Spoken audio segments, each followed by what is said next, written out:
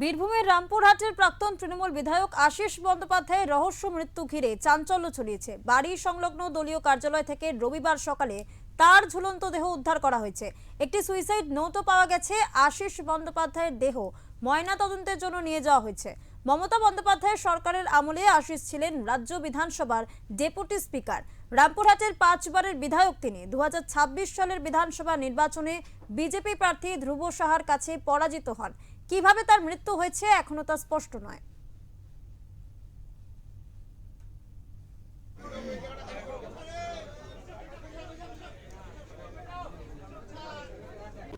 এটা খুব দুঃখজনক ঘটনা। আমি বুঝতে পারছি না যে ওনার যে বয়স হয়েছিল সেই বয়সে এরকম একটা মর্মান্তিক দুর্ঘটনা ঘটাবে।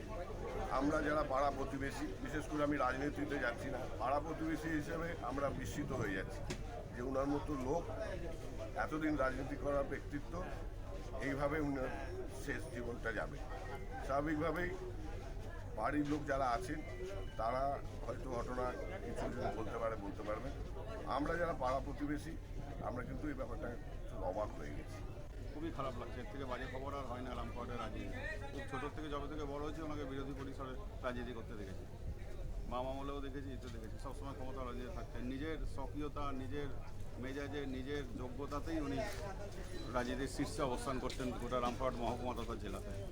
কি এমন ঘটলো যে উনি আত্মবিশ্বাস হারিয়ে ফেললেন? এই ধরনের ঘটনা পরম্পরাতে কী হচ্ছে সেটা পুলিশ তদন্ত করে দেখুন।